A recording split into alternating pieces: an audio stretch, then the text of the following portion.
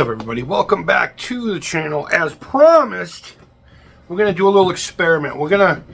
I'm going to try to instruct. We talked about how I never really got proper instruction over the years on how to play, and I just kept getting bad luck with every instructor I did try to go to.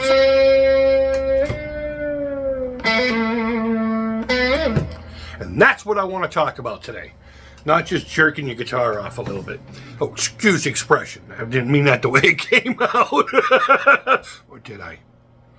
But no, I figured, you know what? I took a summer once to try to figure out how to express myself a little bit better with the limited knowledge I actually did have. And I found while listening to a lot of David Gilmour, and I think we're going to end up using a lot of his stuff to teach this lesson, however long or short as it's going to be. And I found that one summer that not only did you have to get your hands strong enough to perform this technique in its many little inflections. I mean, it's a simple concept, bending a string. And that's what we're going to be talking about. Sometimes it's the most minute things. Sometimes it's the most extreme. So, what I want to talk about is getting to the note, what to do with the note, and how to resolve it in many different ways. And again, I think the most important part is to get your finger strength, get your fingering digits up to speed. And I would recommend actually trying to use your ring finger in conjunction with your middle finger to get started. Use both those fingers with the same amount of force. Let's get you down here that way you can actually see what I'm doing, huh? All right, so this is probably my fourth time getting this started. And guys, when I'm telling you, I'm not good at this. It's like I know what I'm doing. I just don't know how to tell you about it. I don't know how to express it to you. But so I figured let's start the lesson off.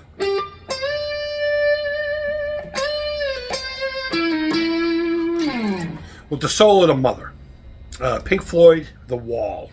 So I can't express enough the importance of building the strength in these three fingers right here. I mean, getting your pinky in there is good too, but these fingers right here, mainly these two. And when you're starting off with like some serious bends, like Pink Floyd, Shine On Part 3, I mean, that's a gnarly bend. Same with that, and you're contesting with that note as well, you know? So maybe we should stick with Gilmour because he is the GOAT. He is the GOAT. So I'm not going to teach you the song. But to get you started, we're on the 13th and 12th. 12th and 13th fret. Third string, 12. Second string, 13. And the beginning little part of it, well, I'll just play it out for you.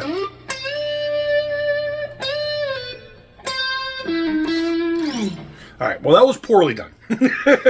But that's the part we're talking about. So this is how I would typically hear. You know, people don't really put a lot of time into their bending play.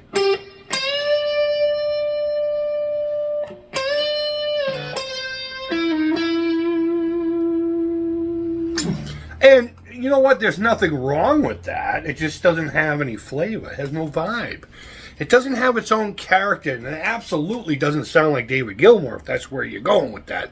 And the reason for that is that the note is dead.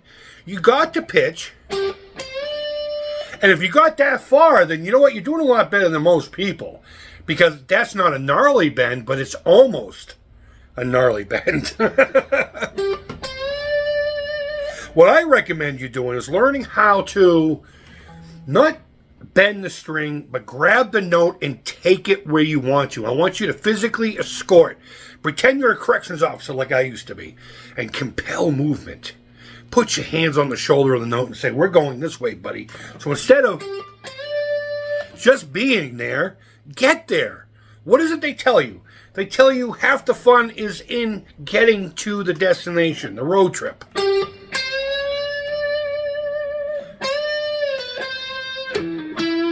So what I did differently is I'm still in time, but I'm grabbing the note and I'm bending it slowly till I get to a specific spot where I feel comfortable enough that I'm almost there, and then I'm giving it a little a little creepy ghosty to get to the exact pitch I want. And it's like a little cheat. Because instead of just going and maybe getting the note like I didn't there, or maybe getting it, this way I can fine tune it like on a Floyd Rose. I can fine tune it to where I need to be. It's giving it character, it's giving it flavor, and you're going to hear those words a lot, because that's the important part. You're not just getting there. You're taking your time, and you're still in time, and you're still on notes, you're still in key, but you're giving it some love instead of... and just leaving it there. You're...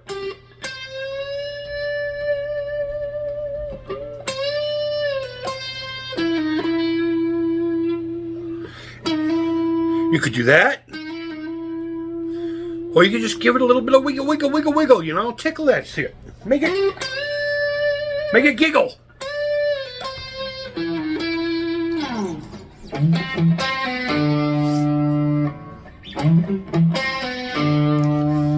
Little wiggle. Now that's a great example of an accent. Because you're not plucking into the bend like you are here. The note's already there. This hand's over here. And then you're resolving it with a little bit of a wiggle wiggle. You know what I mean?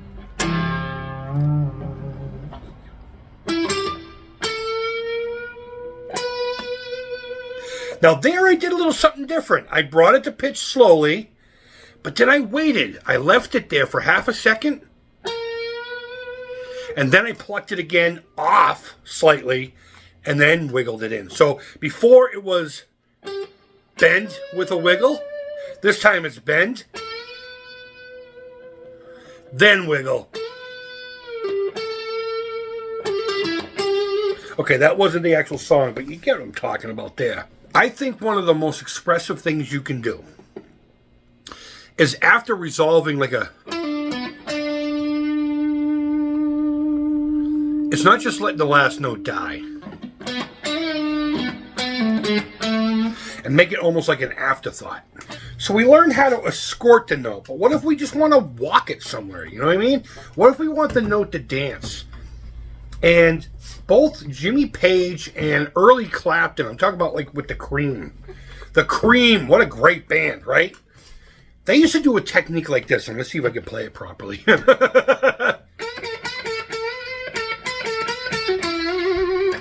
Something like that, right? And I even played it with the wrong fingers and struggled there. You know, stick with these two fingers and you never go wrong. I mean, you may have to stretch a little bit to get to the box. But what I basically just did there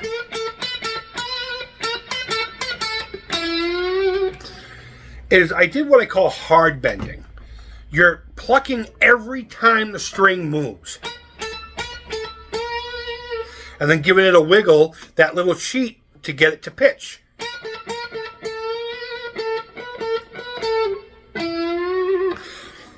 And that little second part, hold on, there's 3 parts to that.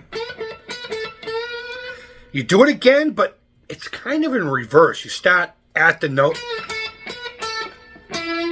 So hopefully that made sense. And then you start with the note.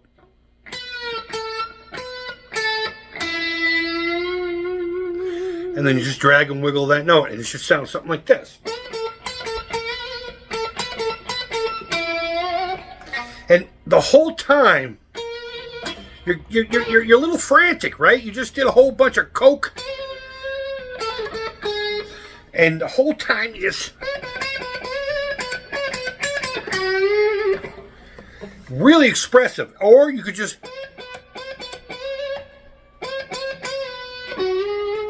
I mean, that sounds cool too, but not as cool as...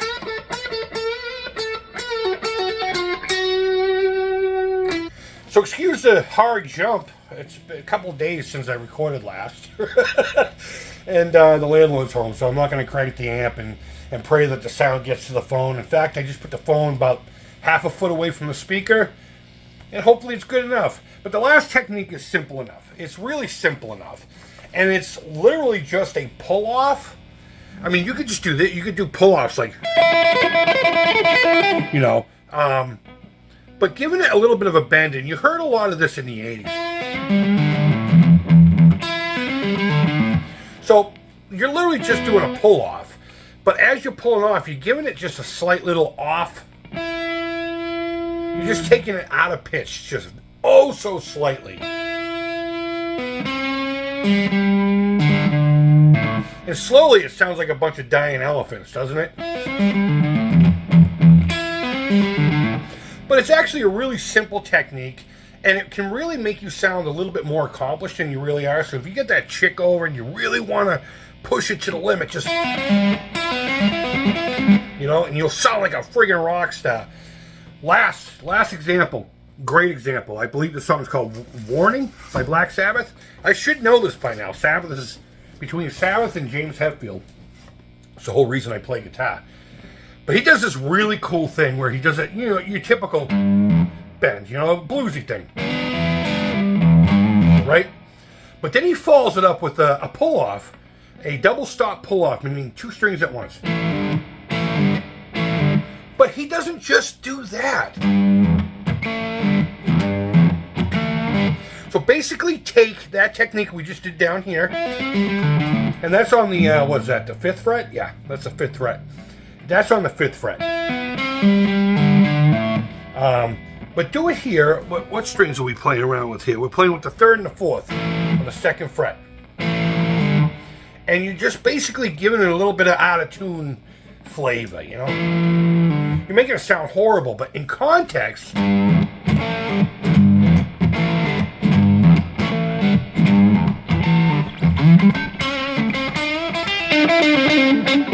I don't remember how to play the whole thing, but that's a really great technique.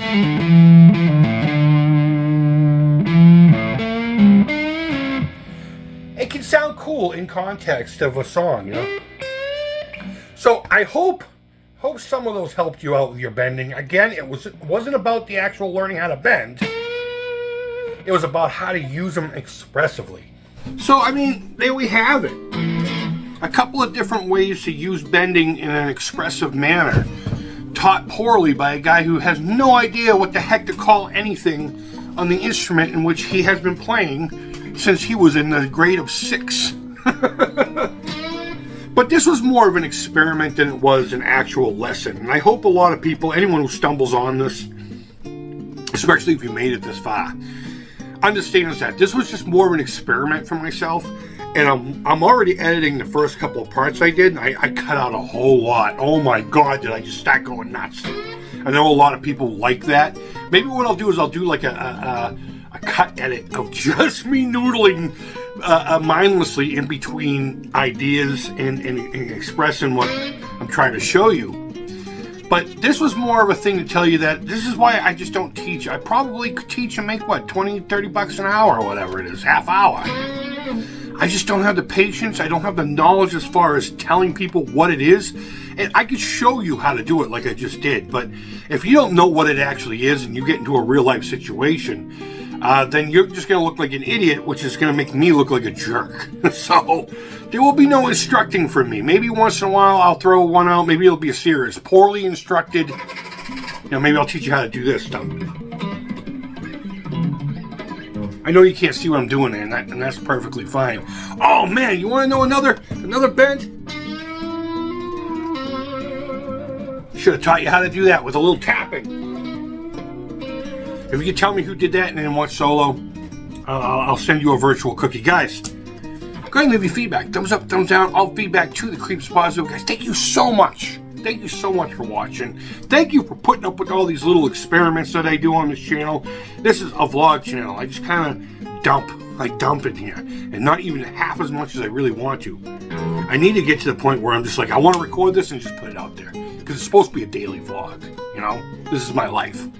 So we can look back, or maybe my kids, my grandkids, whoever. But either way, let me know what you think. Leave your feedback. Subscribe. Don't. I don't care. I just appreciate you being here, regardless of what you do. But it only takes a second and it's free, so it helps me out. And until next time, wherever in the world you are, I hope you're doing well. Take care, keep it real, keep jamming, man, keep practicing. Keep making it yours. Don't follow the ass in front of you. I don't learn other people's songs too often because I want this to be mine. And bye-bye.